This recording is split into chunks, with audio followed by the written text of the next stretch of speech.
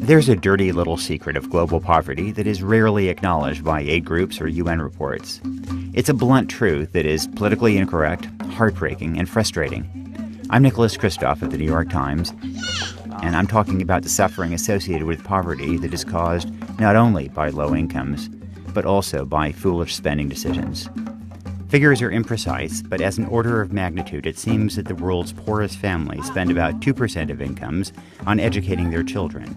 In contrast, they spend on average perhaps 10 times as much on a combination of alcohol, tobacco, prostitution, candy, soda, and extravagant festivals. If we could just get families to redirect a little bit of the alcohol and prostitution money to education, that could transform the prospects of their children. As I was drinking earlier, I really want to smoke a little bit right now. Meet Fulbert Mafuna, a 43-year-old father of 4. His children have dropped out or repeated grades for lack of school fees. His eldest son, Jude, is still in the first grade after repeating it for 5 years because of non-payment of fees. Meanwhile, Fulbert acknowledges spending $2 a day on alcohol and cigarettes. I had the money. I drink every day. Forgive me if I sound sanctimonious, callous, or patronizing. It's not that the poor shouldn't have fun. And frankly, I enjoy the occasional glass of moonshine myself. I think if they want to market it, they should probably take the ants out first. But this issue has been on my mind this month when I traveled through Central Africa with the winner of my annual Win-A-Trip contest, 19-year-old college student Mitch Smith. We toured rural Congo with UNICEF as our guides, and we stopped at many remote villages, including Montbello, where we met 4th grader Jovali Obamza. Jovali's teacher told us that he's a bright student, but he's about to be expelled because his family is behind in paying school fees. School fees are 3,600 CFAs, times 3. He's 3 months late. Jovali's dad, George Obamza, doesn't earn a lot of money. He weaves together straw stools and sells them for $1 each. He said the family is 8 months behind paying its $6 a month rent and is in danger of being evicted. Honestly, will you really be able to send the next child to school? I mean, if you have difficulty paying for 3 kids, then will you really be able to send the 4th, or will you just keep the 4th one at home? No, I can do it, yes.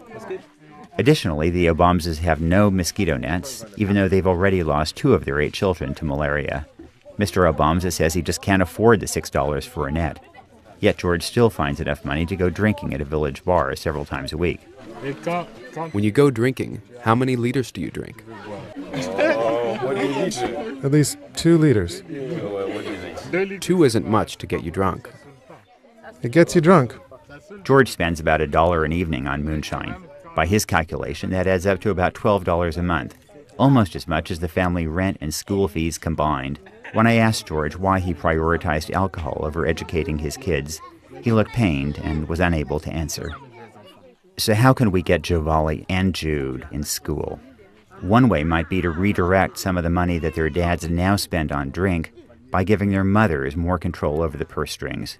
There's mounting evidence that mothers are more likely than fathers to spend money educating their kids. Several aid groups and UN agencies are working to give mothers more control over household finances and more legal title to land.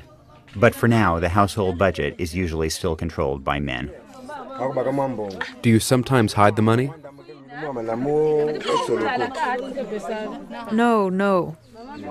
Tu trouves que Chantal a caché un peu de l'argent pour ne pas te donner. Qu'est-ce que tu vas faire? I'd blame her for it.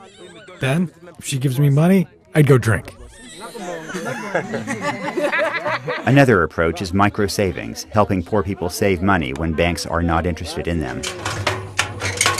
These micro-savings programs, organized by CARE and other organizations, try to turn a consuming culture into a savings culture. I've seen such micro-savings programs enjoy remarkable success in countries as diverse as Burundi and Nicaragua. None of this is to let ourselves off the hook. We in the West can and should redirect some of our own beer money as well. But we also shouldn't burnish suffering to make it seem more virtuous and noble than it often is. If we're going to get kids like the Obamsa children in school and under bed nets, we need to look unflinchingly at uncomfortable truths and then try to redirect the family money now spent on booze and cigarettes. In the Republic of Congo for the New York Times, I'm Nicholas Kristof.